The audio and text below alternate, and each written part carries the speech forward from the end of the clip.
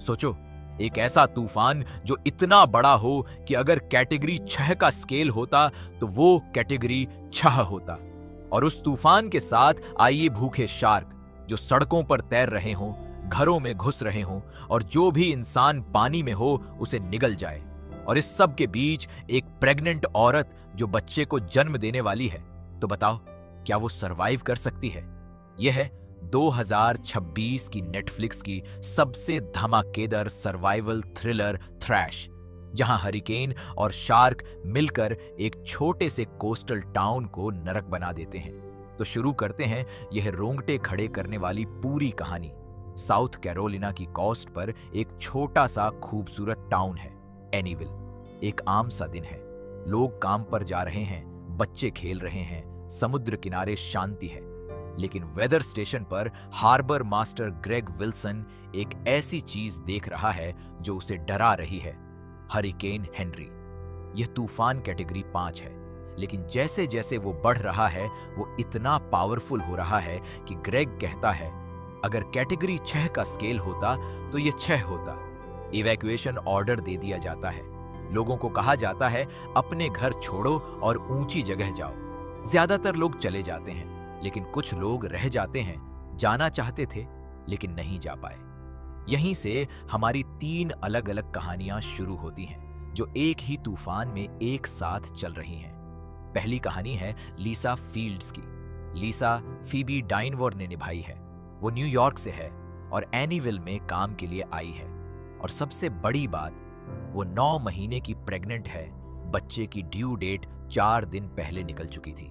वो घर जाना चाहती थी, लेकिन उसके ऑफिस के कठोर बॉस ने उसे रोक लिया। स्टॉर्म से पहले काम खत्म करना था। जब तक लीसा को निकलने का मौका मिला, तूफान आ चुका था। वो अपनी कार में घर की तरफ भागती है, लेकिन एक पेड़ गिर जाता है और उसकी कार फंस जाती है। पानी तेजी से बढ़ रहा है। वो कार के अंदर बंद है और बाहर शार्क हैं। कई लोग उसे बचाने की कोशिश करते हैं, लेकिन शार्क उन्हें उसकी आंखों के सामने मार देती है और ऊपर से लीसा का लेबर शुरू हो जाता है। तूफान, शार्क और डिलीवरी एक साथ। दूसरी कहानी है डकोटा एडवर्ड्स की। डकोटा को विटनी पीक ने निभाया है। वो एक यंग लड़की है जो एगोराफोबिया से पीड़ित है, यानी उसे घर के बाहर जाने में बेहद डर लगता है। उसके बचपन में उसके पिता की मौत ने उसे तोड़ दिया था और हाल ही में मां की मौत ने उसे और भी अकेला कर दिया था। वो अपने घर की खिड़की से दुनिया देखती थी। बाहर जाना उसके लिए इम्पॉसिबल था। उसका एक अंकल है, डॉक्टर डेल एडवर्ड्स, जो मरीन बायोलॉजिस्ट है और शार्क्स पर रिसर्च करता है। स्टॉर्म आने से पहले डेल ने डकोटा को कई बार कॉल किया, भागो, निकलो, लेकिन डकोटा घर नहीं छोड़ पाई। जब तूफान आया और उसने अपनी खिड़की से देखा कि सड़कें पानी से भर गई हैं और शार्क लोगों को मार रही हैं, तो उसका डर और बढ़ गया। वो ऊपरी मंजिल पर चली गई और तभी उसने लीसा को उस फंसी हुई कार में देखा। अपने अगोराफोबिया को ओवरकम करते हुए डकोटा ने एक काम किया जो उसके लिए सबसे मुश्किल था। वो बाहर निकली। उसने उस कार तक पहुंचकर शार्क से बचते हुए एक नाइफ से लिसा को उस कार से निकाला। अब दोनों, एक एगोराफोबिक लड़की और एक लेबर में प्रेग्नेंट औरत, एक डूबते हुए घर में शार्क से घिरी हैं। तीसरी कहानी है फॉस्टर सिबलिंग्स की, रॉन, डी और विल। तीनों को उनके फॉस्टर पेरेंट्स बिली और रेचल ओल्सन के घर में रखा गया है। ओल्सन दंपति गवर्नमेंट से पैसे लेते हैं इन बच्चों की देखभाल के नाम पर, लेकिन असल में वो उन्हें ठीक से खाना पीना नहीं देते, उनकी केयर नहीं करते, बस सरकारी पैसा हड़पते हैं। जब तूफान आया तो पड़ोसी के शार्क अटैक में मरते देखकर रेचल को शार्क ने मार दिया और बिली, जो इन बच्चों को अकेला छोड़कर भागने लगा, उसे भी शार्क ने अटैक किया। बिली का एक हाथ और उसका पिछला हिस्सा शार्क ने खा लिया, लेकिन वो बचा और तीनों बच्चे, रॉन, डी और विल, अपने फ्लडेड घर में काउंटर टॉप्स पर बैठे हैं। शार्क उनके नीचे पानी में घूम रही है, लेकिन ये बच्चे हार नहीं मानते। उनके पास नॉलेज है पॉप कल्चर का। उन्होंने शार्क मूवीज देखी हैं, उन्होंने पढ़ा है। वो प्लान बनाते हैं। डी, रॉन और विल मिलकर शार्क को डिस्ट्रैक्ट करते हैं और उनसे बचते हुए गैराज तक पहुंचते हैं जहां एक कार है। उसी दौरान बिली बुरी तरह जख्मी वापस आता है, लेकिन ओल्सन्स की अब्यूजिव सच्चाई सब पर साफ हो चुकी है। वो करप्ट सेल्फिश लोग थे जिन्हें इन बच्चों की कोई परवाह नहीं थी। शार्क ने उन्हें उनकी सजा दी। बच्चे कार में बैठकर एनीविल से निकल जाते हैं, फ्री होकर एक नई जिंदगी की तरफ। अब वापस आते हैं लिसा और डकोटा की कहानी पर। डॉक्टर डेल एडवर्ड्स, डकोटा का अंकल जिसे जिमोन होन्सू ने निभाया है, एनीविल की तरफ आ रहा है। डेल एक शार्क एक्सपर्ट है। उसने मोजाम्बिक में बचपन में एक हिप्पोपोटामस अटैक झेला था और उस वक्त 2 बुल शार्क्स ने उसे बचाया था। उसी दिन से उसकी शार्क्स के साथ एक अजीब कनेक्शन है। डेल अपनी टीम के साथ बोट लेकर एनीविल की बाढ़ में आता है अपनी भांजी को बचाने। उधर लीसा का लेबर और इंटेंस हो गया है। घर में पानी छत तक आ गया है।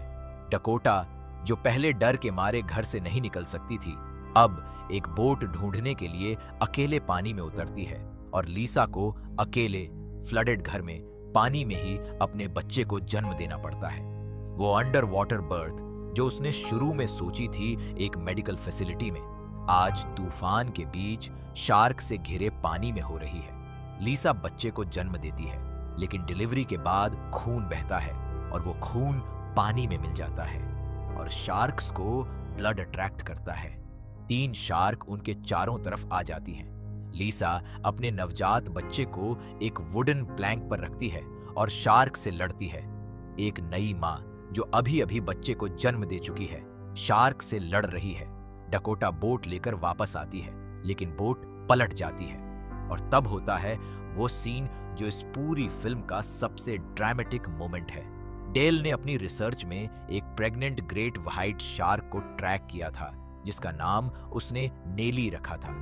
डेल ने अपनी टीम को बताया था बुल शार्क्स बड़े शार्क से डरते हैं। जब लिसा और डकोटा को 3 शार्क ने घेर लिया और सब हार गए, तभी पानी के अंदर से नेली आती है। वो प्रेग्नेंट ग्रेट व्हाइट शार्क, जो खुद भी एक माँ होने वाली है, उन बुल शार्क्स पर अटैक कर देती है। वो बुल शार्क्स को भगा देती है। शायद एक माँ ने दूसरी माँ को बचाया। डेल की टीम तुरंत वहां पहुंचती है और डेल पानी में टेजर फेंकता है, जो बाकी शार्क को टेम्पोरेरिली स्टन कर देती है। लिसा, उसका नवजात बेटा और डकोटा, तीनों को सुरक्षित बोट पर निकाल लिया जाता है। लिसा, जो न्यूयॉर्क से आई थी, जिसे उसके फियांसे ने छोड़ दिया था, जो 9 महीने प्रेग्नेंट थी, जो बॉस के कारण समय पर नहीं निकल सकी, जो एक तूफान में फंसी जिसने शार्क के बीच बच्चे को जन्म दिया, वो बच गई। उसका बेटा बच गया। डकोटा, जो अगोराफोबिया की वजह से घर से नहीं निकल सकती थी, उसने उस दिन वो सब किया जो उसने कभी नहीं सोचा था वो कर सकती है। उसने एक अजनबी की जान बचाई। उसके डर ने उसे हराया नहीं। और अंतिम सीन में हार्बर मास्टर ग्रेग अपनी स्क्रीन देखता है। हैरिकेन हेनरी गुजर गया है, लेकिन उसकी आंखें चौड़ी हो जाती हैं। स्क्रीन पर एक नया तूफान दिख रहा है, हरिकेन जॉन, कैटेगरी 5, और ग्रेग का एक्सप्रेशन बता रहा है कि यह हेनरी से भी बड़ा है। एनीविल की तरफ आ रहा है। Credits roll. कहानी खत्म नहीं हुई, वो बस एक नई शुरुआत से पहले रुकी है। थ्रैश एक ऐसी फिल्म है जो बताती है कि क्लाइमेट चेंज सिर्फ एक थ्योरी नहीं है।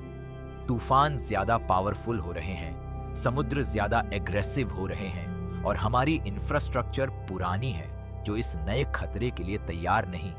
और इन सब के बीच एक प्रेग्नेंट मां की हिम्मत, एक अगोराफोबिक लड़की का साहस और 3 बच्चों का जज्बा, जो बताते हैं कि इंसानी जिजीविशा किसी भी तूफान से, किसी भी शार्क से बड़ी है। अगर यह कहानी आपको अच्छी लगी हो तो वीडियो को लाइक करें, चैनल को सब्सक्राइब करें और बेल आइकन जरूर दबाएं ताकि अगली मूवी की कहानी भी आप तक सबसे पहले पहुंचे।